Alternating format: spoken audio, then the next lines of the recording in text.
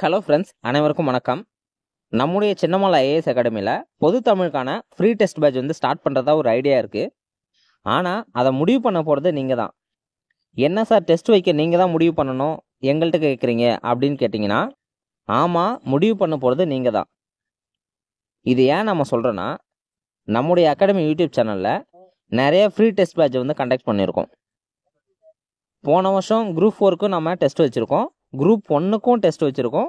இந்த வருஷம் group 2 and 2A ப்ரிலிம்ஸுக்கும் நம்ம ஃப்ரீ டெஸ்ட் பேட்ச் போட்டிருக்கோம். ஆனால் இது எல்லாத்துலேயும் ஃபாலோ பண்ணவங்க யாருன்னு பார்த்தீங்கன்னா ரொம்ப கம்மி தான். சரியான ரெஸ்பான்ஸே கிடையாது.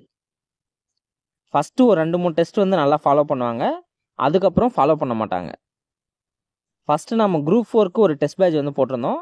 அது நம்ம கொஷினும் கொடுத்துருந்தோம், எக்ஸ்ப்ளனேஷன் வீடியோவும் கொடுத்துருந்தோம்.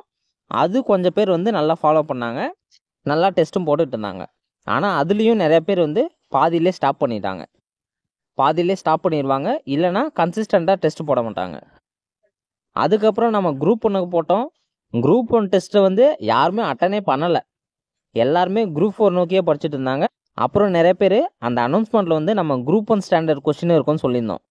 அதுக்கு பயந்துகிட்டே நிறைய பேர் குரூப் 4க்கு ஏற்கனவே டெஸ்ட் அட்டன் பண்ணவங்க கூட அந்த குரூப் 1 டெஸ்ட் அட்டன் பண்ணல. அதுக்கப்புறம் பார்த்தீங்கன்னா இப்போது குரூப் 2 அண்ட் 2A ப்ரிலிம்ஸுக்கு நாம் ஃபுல் டெஸ்ட்டாக வச்சுருந்தோம். எக்ஸாமுக்கு முன்னாடி 1 வீக்கு முன்னாடி ஒரு ஜிஎஸ் டெஸ்ட் பேட்ச் ஸ்டார்ட் பண்ணியிருந்தோம். அதில் பார்த்துக்கிட்டிங்கன்னா ஒவ்வொரு யூனிட் வைஸாக ஃபுல் டெஸ்ட் வச்சுருந்தோம். அந்த டெஸ்ட்டு கொஷின் பேப்பர் என்னன்னு பார்த்தீங்கன்னா, நம்முடைய அகாடமியில் ஏற்கனவே பெய்டு டெஸ்ட் பேட்ச் நம்ம போட்டிருந்தோம் ஜிஎஸ்க்கு மட்டும், குரூப் 2 அண்ட் 2A ப்ரிலிம்ஸ்க்காக. அந்த டெஸ்ட் பேட்சோட யூனிட் வைஸ் ஃபுல் டெஸ்ட் கொஸ்டினை தான் நாம் ஃப்ரீயாக ப்ரொவைட் பண்ணியிருந்தோம். ஆனால் அதையும் நிறைய பேர் ஃபாலோவே பண்ணல. சொல்லப்போனால் யாருமே ஃபாலோ பண்ணல. ஏதோ ஒருத்தரோ 2 பேரை தான் ஃபாலோ பண்ணாங்க.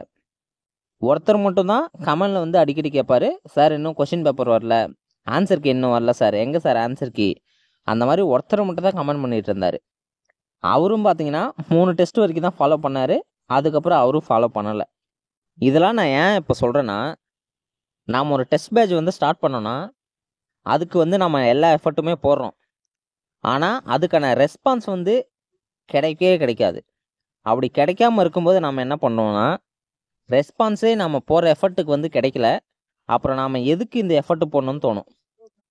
இதே மாதிரி தான் ஆரம்பித்த எல்லா டெஸ்ட் பேட்சஸ்னு சரியான ரெஸ்பான்ஸ் இருக்காது. அப்புறம் நான் பாதியிலே ஸ்டாப் பண்ணிடுவேன். என்னை பொறுத்த வரைக்கும் என்னென்னா, நாம் போகிற எஃபர்ட்டுக்கு சரியான ஒரு ரெஸ்பான்ஸ் கிடைக்கணும். அப்படி ரெஸ்பான்ஸ் இல்லாத போது எதுக்கு நம்ம எஃபர்ட் போட்டு அது பண்ணிக்கிட்டு தான் தோணும். அதனால தான் ஃப்ரீ டெஸ்ட் பேட்ச் ஸ்டார்ட் பண்ணுறதுக்கு முன்னாடி இந்த வீடியோவை நான் போட்டிருக்கேன்.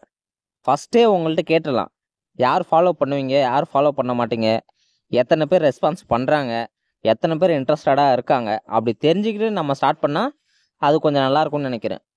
அதனால தான் இந்த வீடியோவே நான் போட்டிருக்கேன். ஃபஸ்ட்டு நான் உங்ககிட்ட ஒன்று ஷேர் பண்ணிக்கணும். இந்த டெஸ்ட் பேட்ச் எனக்கு ஏன் ஃப்ரீயாக கொடுக்க தோணுச்சுன்னு உங்கள்கிட்ட சொல்கிறேன். அதை கேட்டுட்டு அதுக்கப்புறம் நீங்கள் இந்த டெஸ்ட் பேட்சை ஃபாலோ பண்ணலாமா வேணாமான்னு நீங்களே சொல்லுங்கள். ஃபஸ்ட்டு பார்த்தீங்கன்னா நமக்கு தமிழில் ஓல்டு சிலபஸ் இருந்துச்சு. அது பார்த்தீங்கன்னா கிராமப்புற மாணவர்கள் கூட எளிதாக படிக்கிற மாதிரி இருந்துச்சு. முக்கியமாக சோர்ஸ் ஒன்லி ஸ்கூல் புத்தகம் மட்டும் இருந்துச்சு. யார் வேணாலும் 6வதுலேருந்து 12வது வரைக்கும் புத்தகம் வச்சுருந்தா ஈஸியாக படிச்சிடலான்னு இருந்துச்சு.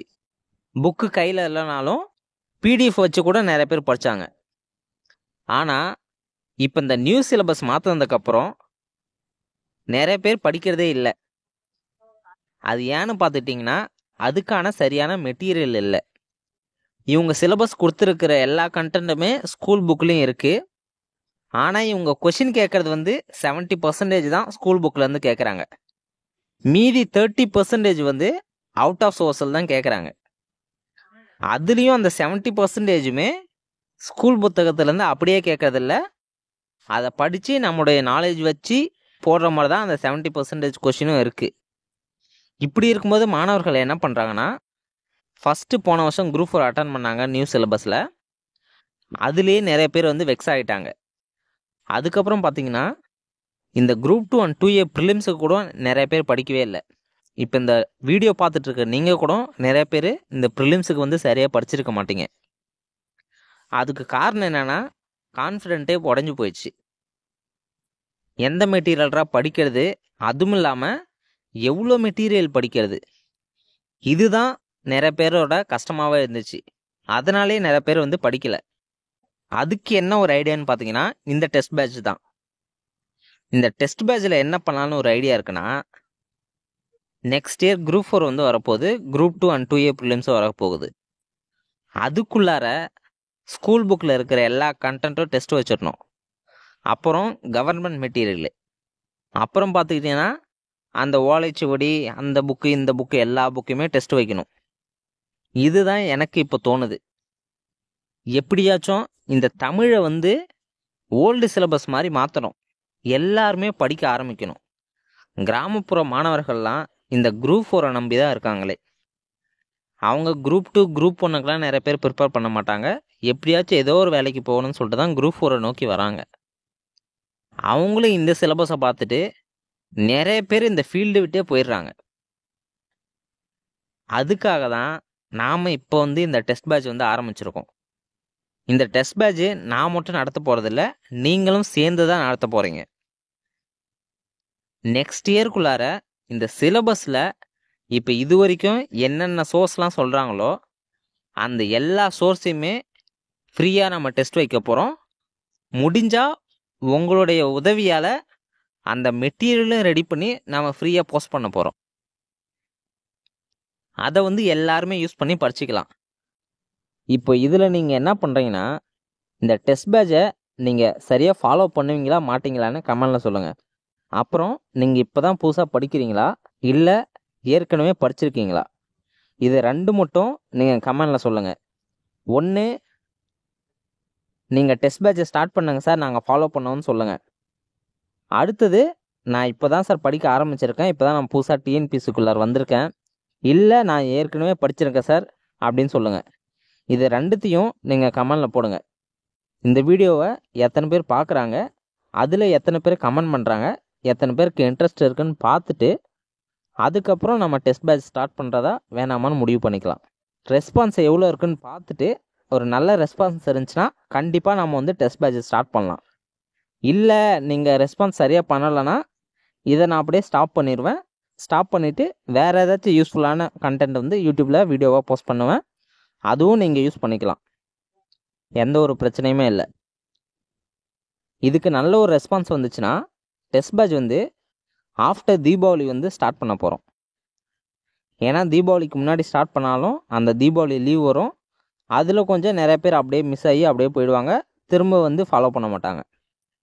அதுக்கு மொத்தமாக நம்ம என்ன பண்ணுறோன்னா தீபாவளிக்கு அப்புறமே ஸ்டார்ட் பண்ணுவோம். இப்போது நீங்கள் என்ன பண்ண வேண்டியதுன்னா, நான் ஏற்கனவே சொன்னதான் கமெண்டில் வந்து சொல்லுங்கள். அதுக்கப்புறம் ரெஸ்பான்ஸ் என்னன்னு பார்த்துட்டு நான் இன்னொரு வீடியோ போடுறேன், டெஸ்ட் பேட்ச் ஸ்டார்ட் பண்ணலாமா வேணாமான்னு. அப்படி ஸ்டார்ட் பண்ணுற மாதிரி இருந்துச்சுன்னா இன்னொரு வீடியோவில் டெஸ்ட்டு எப்படி கண்டக்ட் பண்ணலான்னு அதுவும் நீங்களே தான் சொல்ல போகிறீங்க. நம்ம கூகுள் ஃபார்மில் டெஸ்ட் வைக்கலாமா, இல்லை பிடிஎஃபாக கொடுத்து அதுக்கப்புறம் அதை நீங்களே OMRல ஷேர் பண்ணுற மாதிரி அந்த மாதிரி டெஸ்ட் வைக்கலாமா, அது வந்து நம்ம இன்னொரு வீடியோவில் நான் கேட்குறேன். டெஸ்ட்டு கன்ஃபார்ம் ஆச்சுன்னா இப்போ நான் ஏற்கனவே சொன்னதை மட்டும் பண்ணுங்கள், அது மட்டும் போதும். நம்முடைய சேனலை இன்னும் நீங்கள் சப்ஸ்கிரைப் பண்ணலன்னா மறக்காமல் சப்ஸ்கிரைப் பண்ணி வச்சுக்கோங்க. பக்கத்தில் இருக்கிற பெல் ஐக்கானையும் கிளிக் பண்ணி ஆலில் போட்டு வச்சுக்கோங்க. அப்புறம் நாம் இதுக்கு முன்னாடி ஒரு வீடியோ வந்து தமிழ் எப்படி படிக்கணும், எந்தெந்த டாபிக் வந்து மனப்பாடம் பண்ண வேண்டியது, எந்தெந்த டாபிக் வந்து புரிஞ்சு படிக்க வேண்டியதுன்னு ஒரு வீடியோ ஏற்கனவே போட்டிருக்கோம். அந்த வீடியோ பாருங்கள். அந்த வீடியோ பார்த்தீங்கன்னா தமிழ் சிலபஸ் வந்து அழகாக பிரித்து அந்த வீடியோவில் உங்களுக்கு நான் சொல்லியிருப்பேன். அந்த பிடிஎஃப்பும் நான் ஃப்ரீயாக டெலகிராமில் சென்ட் பண்ணுறேன், இல்லை யூடியூப் டிஸ்கிரிப்ஷனில் கூட நான் போட்டு விட்றேன். டவுன்லோட் பண்ணி பிரிண்ட் அவுட் போட்டு வச்சுக்கோங்க. சரி, ஓகே, நான் சொன்னது பண்ணுங்கள். அதுக்கப்புறம் என்னென்னு அடுத்த வீடியோவில் நம்ம பார்க்கலாம். அனைவருக்கும் நன்றி.